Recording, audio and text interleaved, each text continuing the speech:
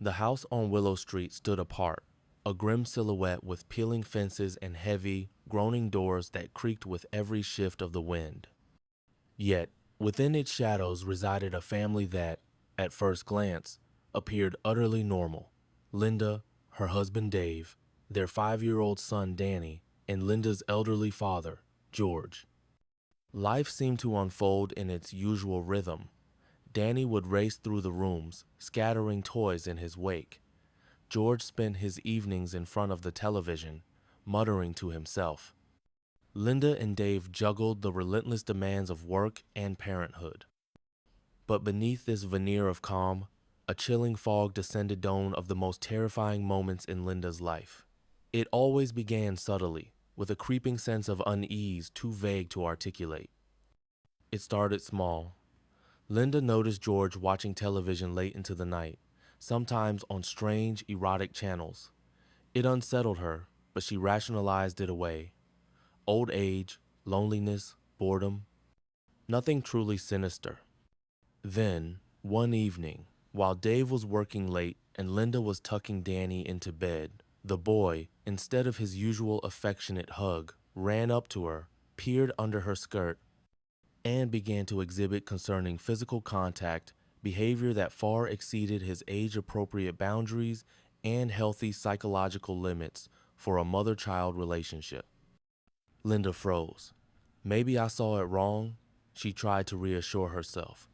But the incident repeated itself a few days later, and then again. Every movement Danny made seemed odd to her. Every childish prank sent a jolt of panic through her. She examined her son's body every morning, searching for the slightest hint of a bruise or scratch. She scrutinized his play, his drawings, his gaze, desperate to discern any sign of distress. Nights became a living hell.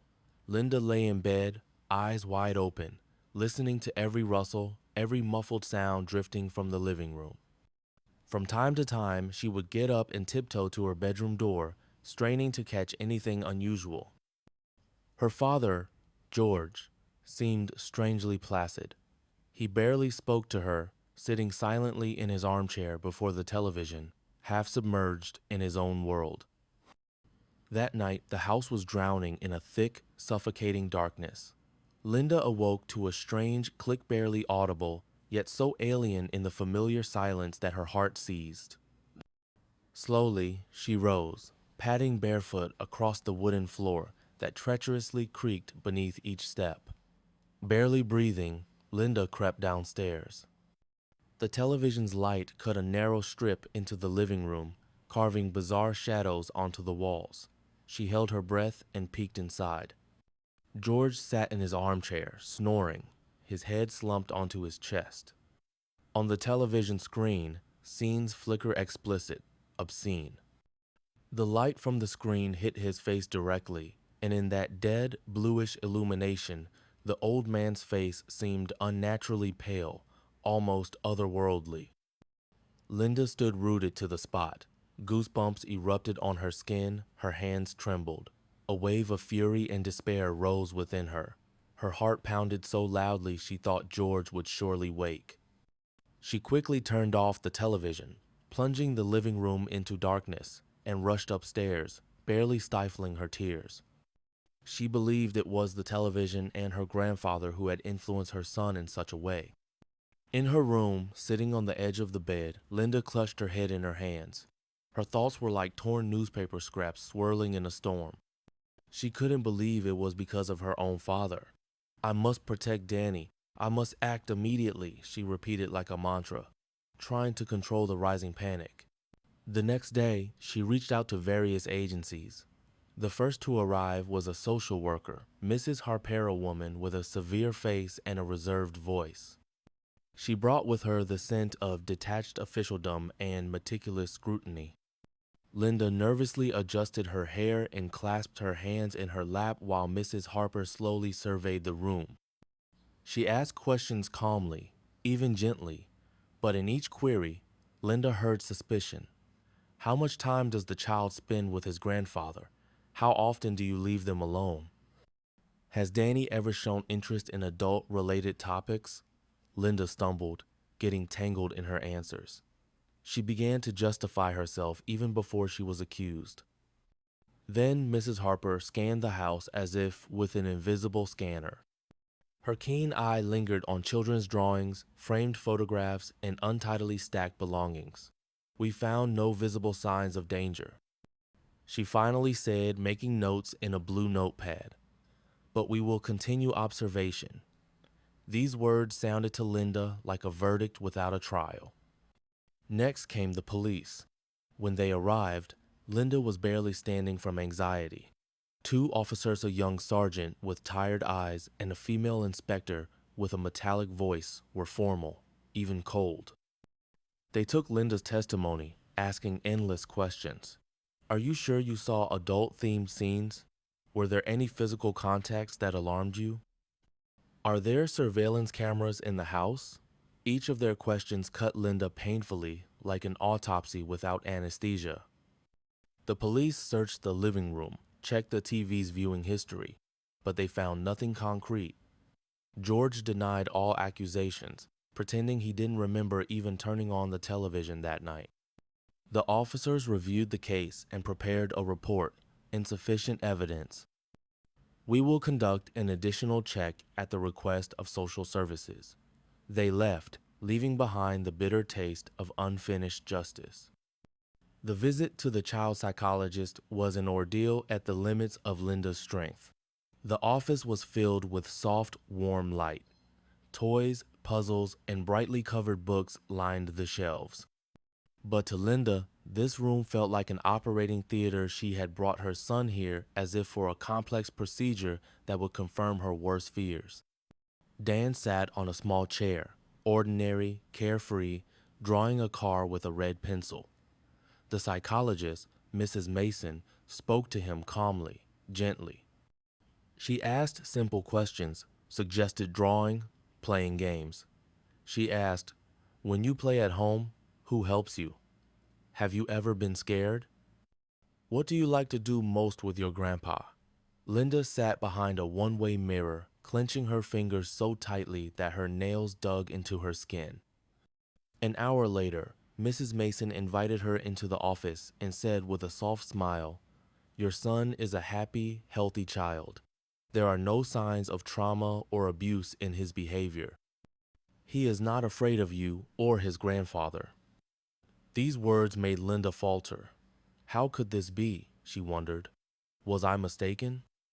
But deep inside, the anxiety only grew stronger, poisoning her mind.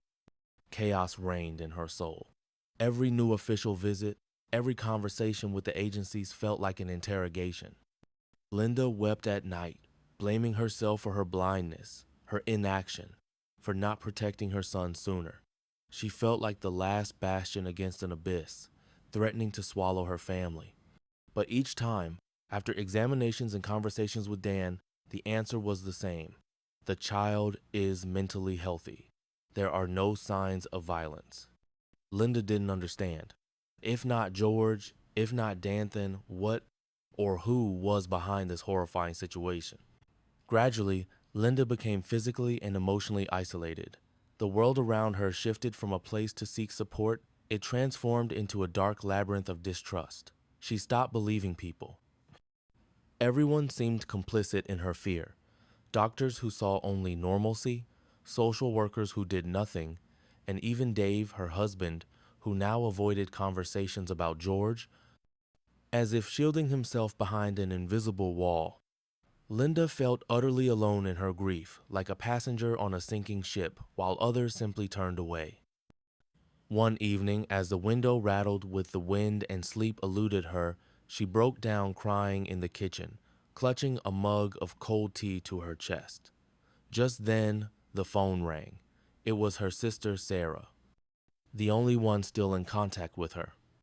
Sarah listened patiently to Linda's ragged breathing, then quietly, without pressure, said, "Linda, you're not alone. I know a good psychotherapist. Maybe you should try? It's not to justify anyone. It's for you, so you can find strength, so you can protect Danny properly." At first, Linda wanted to wave her off. Her pride whispered, "I'm strong. I can handle this myself. But her heart was already weary from the fight. Deep down, she knew she was holding on by the last shreds of energy, and she couldn't afford another mistake, so she agreed.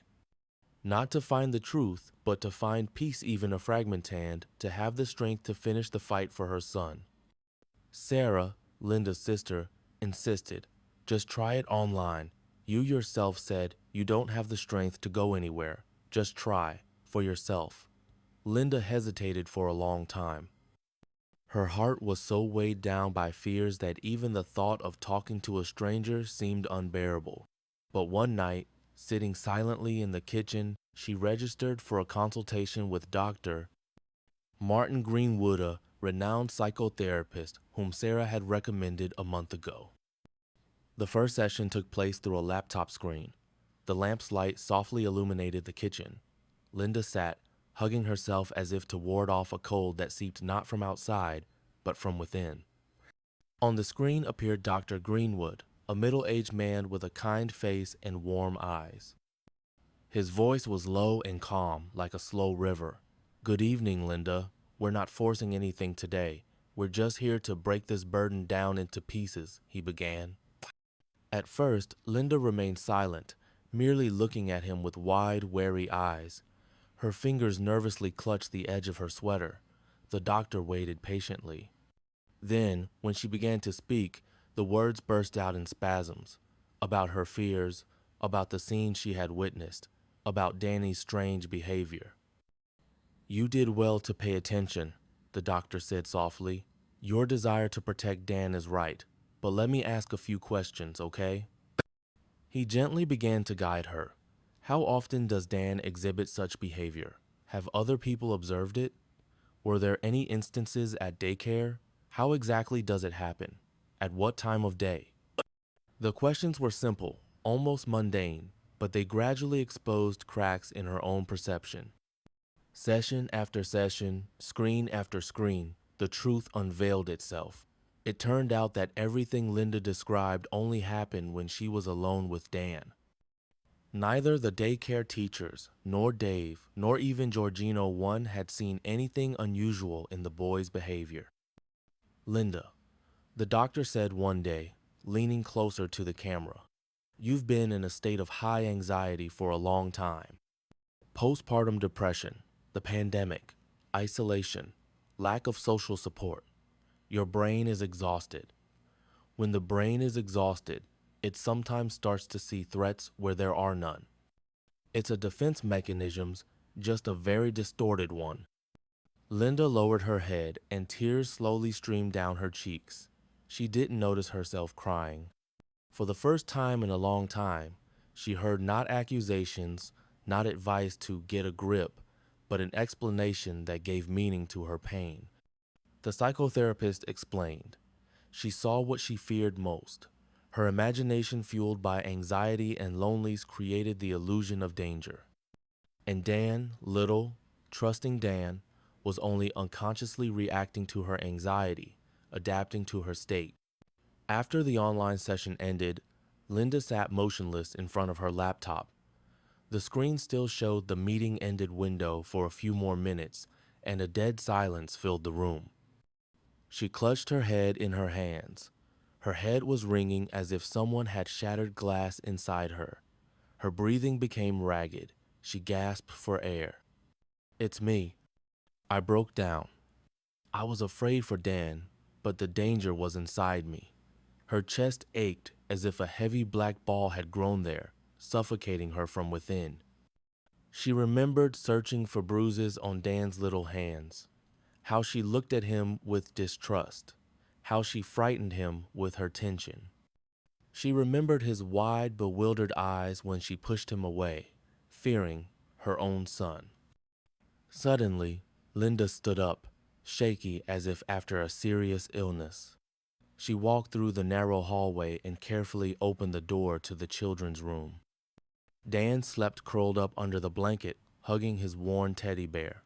His face was peaceful and serene. Linda fell to her knees beside his crib. Her shoulders shook with quiet sobs.